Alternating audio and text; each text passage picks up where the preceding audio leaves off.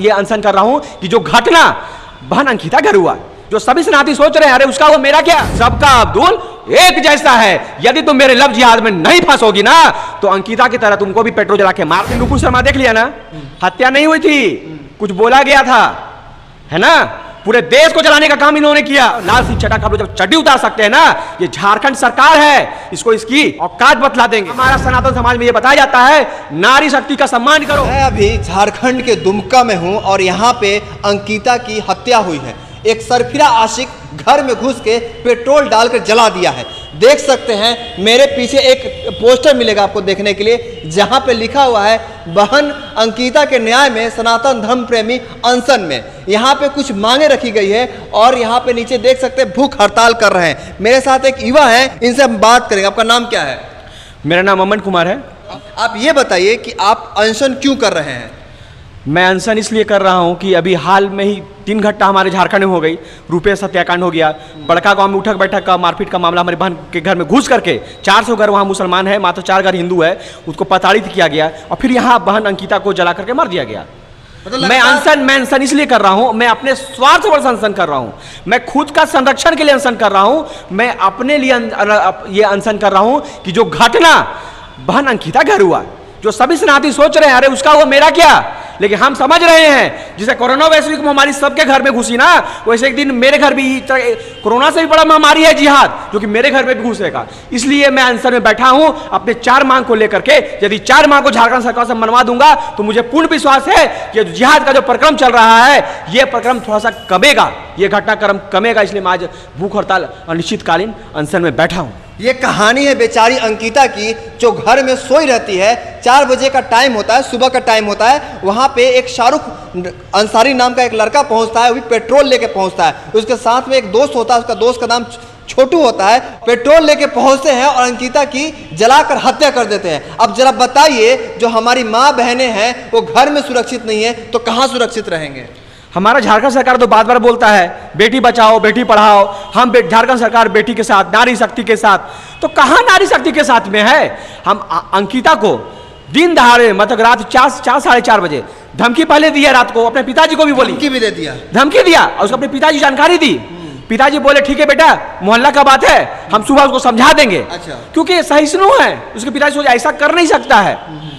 4 साढ़े 4 बजे की बात है, वो पेट्रोल का डिब्बा लेकर के आता है और खिड़की से वो पूरा पेट्रोल उसको दे करके स्प्रेड करके माची से मार के जलाने के वो जला देता है। अच्छा, इसको लव जिहाद का मामला बताया जा रहा है कब? ये जो मामला है 110% लव जिहाद का इसलिए मामला है क्योंकि ये शाहरुख ये बताने का, पूरा सनातन बहन को बताने का ये बताया, जो बोलते हैं ना मेरा अब्दुल वैसा नहीं है, सबका अब्दुल वैसा है। ये अंकिता बहन ने बता के गया है कि सबका अब्दुल एक जैसा है। यदि तुम मेरे लव जिहाद में नहीं फंसोगी ना तो अंकिता की तरह तुमको भी पेट्रोल जला के मार देंगे। ये समझ जाओ, मौत चाहिए या लव जिहाद में फंस करके धर्मांतरण करना है। ये शाहरुख है, ये पीएफआई का एजेंट हो सकता है, 110% होगा, आरोप है इस पे, ये पीएफआई का एजेंट है। उसके साथ जो छोटू दोस्त है वो पहले भी ऐसा काम एक लड़की उठा के सनातन परिवार के ले गया था, बोला जबरदस्ती तुमको मेरे साथ निकाह करना पड़ेगा, उसी समुदाय से है। अच्छा। उसके बाद ये जो बंदा है, जब इस पे केस हो जाता है, अंदर चल जाता है, बाहर आता है, इसका मनोबल बढ़ा हुआ है, शाहरुख के साथ मिलता है और जिससे ये संचालित है, पता कीजिए ये कहां से संचालित है, और जा करके आग लगा देता है। जब आग लगा देता है इसको, उसके बाद जब इसकी गिरफ्तारी होती है तो यकीन मानिए वो बहुत मुस्कुराता हुआ और हंसता हुआ निर्भीक चल रहा था। क्या प्रशासन का ये काम नहीं था उसे 2 दिन कस्टडी में रखे और उसे पूछे कि तुम्हारा सरगना कौन है, तुम कहां से प्रेरित हो, तुम्हारा ये मानसिकता कहां से आया कि तुम जला दिए माचिस मार के? अच्छा, एक बात बताइए, आप यहाँ पे भगवा पहने हुए हैं, सनातन धर्म का नाम ले रहे हैं, कहीं ना कहीं अंकिता के लिए आप ही क्यों अनशन क्यों कर रहे हैं? और भी तो लोग हैं जो साधु संत, वो कहाँ गायब है?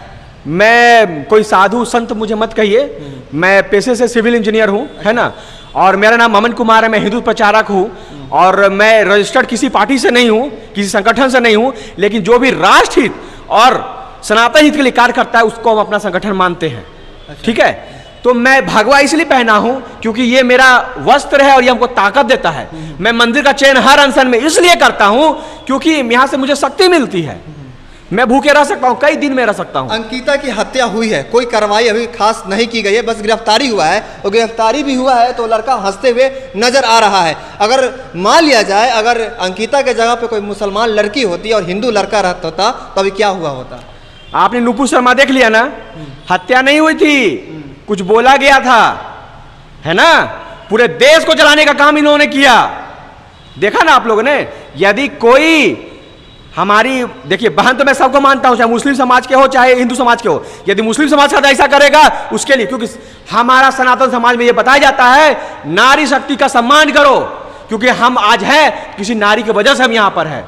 तो अगर किसी दूसरे उन लोग के पक्ष में किसी साथ हुआ होता, किसी लड़के साथ या किसी साथ हुआ रहता, पूरे देश को ये जला देते, ये बताते कि सरिया किसको बोलते हैं, फतवा कितनों पे जारी हो जाता। और आप पे भी फतवा जारी हुआ? हाँ, मेरे पे फतवा जारी हुआ था। कब जारी हुआ था? 6 जून की घटना है। बहन नुपुर शर्मा पे जो फतवा जारी हुआ था उसके खिलाफ मैंने आवाज उठाई थी कि सरकार उसे सुरक्षा दे, और एक पोस्टर लेके आई सपोर्ट नुपुर शर्मा, मैं चौक चौराहे पे खड़े था। उस पोस्टर को देखा, विशेष समुदाय के लोगों ने बोला कि मेरा गड़बड़ हो गया, अब फतवा जारी हो गया, इसको देखते सरेआम काट दो, इसको मार दो। अब बहुत सारा इन लोगों ने वीडियो जारी कर दिया और सब जगह वो ये कर दिया कि इसको मार ही देना है। इस तरह का मामला खासकर झारखंड में क्यों हो रहा है? जब शाहरुख हंस के उसकी गिरफ्तारी समय वो जब हंस के जा सकता है, उसको पता है कि मुझे संरक्षण प्राप्त है, क्योंकि झारखंड सरकार के हेमंत सोरेन जी हमारे जो मुख्यमंत्री है, जब बहन का 65% शरीर जला हुआ है और वो जाकर के रिम्स में भर्ती है, कहां भर्ती है? जनरल वार्ड में, ना कि आईसीयू में। सीटी मार रहे हैं, सीटी बजा रहे हैं, और वो सीटी का धुन जनता को पोस्ट कर रहे हैं, और अपने विधायक लोग के साथ में वो पर्यटन में निकले हुए हैं, पिकनिक पे निकले हुए, पिकनिक में निकले हुए, पर्यटन में पिकनिक में निकले हुए, मौज मस्ती में निकले हुए। आपको बेटी का ये नहीं है। आप देखिए, राजा जो होता है ना, वो प्रजा का ध्यान रखता है, उसका प्रजा कराह रहा है, दुख और दर्द से उसकी बेटी करा रही थी रिम्स में, जनरल वार्ड में। कम से कम आप आईसीयू में तो उसका व्यवस्था कर देते हैं। आप अकेले इंसाफ की लड़ाई लड़ रहे हैं, वो भी आरती के लिए। क्या लगता है आप जीत पाएंगे? मैं आपको बताना चाहता हूं, ये जो मेरी आवाज है वो अकेली आवाज नहीं है, ये पूरे सनातन परिवार की आवाज है। यहाँ 144 लगा हुआ है, इसलिए अमन कुमार अकेला सभी की आवाज बन के यहाँ बैठा हुआ है। और मैं आपको बता देता हूं, लाल सिंह चड्ढा का हम लोग जब चड्डी उतार सकते हैं ना, ये झारखंड सरकार है, इसको इसकी औकात बतला देंगे। हमारे बेटी के लिए आप नहीं आगे आइएगा तो झारखंड सरकार आपके साथ कोई सनातन परिवार नहीं है, आपको झुकना ही पड़ेगा, आपको 5 करोड़ का मुआवजा देना ही पड़ेगा। झारखंड में जो दंगा करते हैं, खासकर विशेष समुदाय के लोग, उनको गोली लगती है और उनको इलाज के लिए हेलीकॉप्टर से भेजा जाता है, प्राइवेट जेट से भेजा जाता है दिल्ली इलाज के लिए। अंकिता थी, इनको भी तो भेजा जा सकता था एयर एम्बुलेंस से, क्यों नहीं भेजा गया? झारखंड सरकार का नीति सही नहीं है, वो किसी समुदाय को खुश करना चाहती है। देखो, तुम्हारे वाले को मैंने एयर एम्बुलेंस से भेज दिया और इसके वाले को कूड़ा करकट छोड़ दिया, जनरल वार्ड में मर गई, 10 लाख रुपए दे दिया। झारखंड सरकार को 20 लाख रुपए सनातन परिवार देने के लिए तैयार है।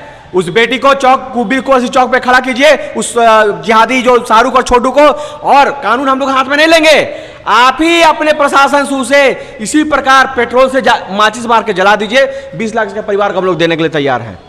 देख सकते हैं मेरे साथ एक युवा है जिनका नाम अमन है। ये पेशे से सिविल इंजीनियर है और ये भगवा पहन के दुर्गा माता के मंदिर में आए हुए हैं और यहाँ पे अनशन पे बैठे हुए हैं। इनका कहना है कि बहन आरती को इंसाफ मिलना चाहिए। अब मिलना ही क्यों नहीं चाहिए? क्योंकि एक दरिंदा घर में घुस के जलाया है। बहुत बड़ी बात है। सोच सकते हैं जो आप देख रहे हैं, आपकी भी माँ बहन घर में सोती होगी, वहाँ भी वो लोग सेफ नहीं है। वो भी एक खास करके जो विशेष समुदाय के लड़का होता है जिसका नाम शाहरुख होता है, वो घर में घुस के जला देता है। बहुत बड़ी बात है। ये इंसाफ के लिए लड़ाई लड़ रहे हैं। सरकार अगर इंसाफ दिलाने में ना असमर्थ नहीं रहती है तो आप क्या करेंगे?